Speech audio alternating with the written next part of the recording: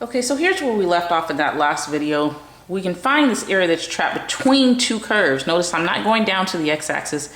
I'm taking the two functions and I'm pinching them together, right? So there's my region, right?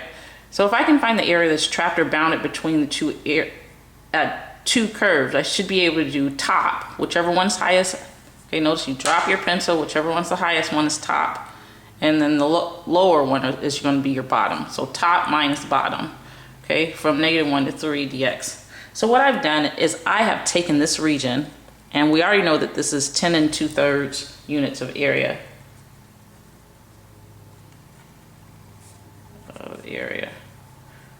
What I've proposed is that you take this region and you just shift it straight down, straight down.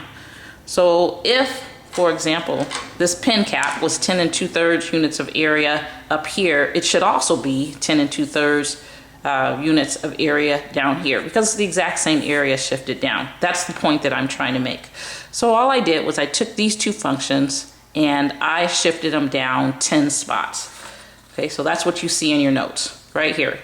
2x plus 4 minus 10, that'll get me to 2x minus 6. And then x squared plus 1 minus 10, that gets me to x squared minus 9. So look at your graph. You notice the same region just shifted down 10 spots. This should still be 10 2/3. And the interesting thing about this is that both regions are below the x-axis. So this is one of the examples that Sal told you guys about. So please look at that. Okay, so let's look at what happens when we look at these new functions. Okay, so I'm going to do it all at once. The integral of 2x minus 3 minus x squared minus 9, the whole thing dx, from -1 to 3. Okay, so you can do them one at a time if you so desire. It's just a preference of mine to try to simplify as much as my work as possible, or make things as easy as possible. Okay, so there are the functions subtracted from each other, top minus bottom, subtracted. Again, both functions are different than what we had before because I shifted both functions down 10 spots.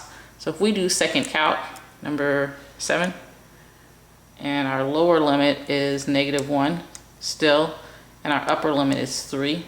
And hopefully that makes sense. Okay, I've done something wrong. Oh, there it is, 10x minus 6. 2x minus 6. I wasn't paying attention. Okay, let me correct that. So here, minus 6.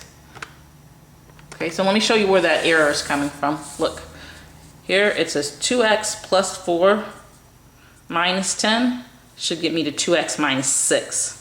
Right? If I shift down 10 spots, this one x squared plus 1 minus 10 gets me to x squared minus 9. Okay, you'll notice that these two x values have not changed because I'm shifting straight down, right? The x's should be exactly the same.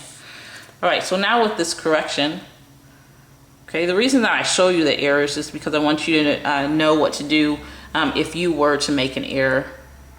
You know, how do you figure out where the error is? So second calc, number 7.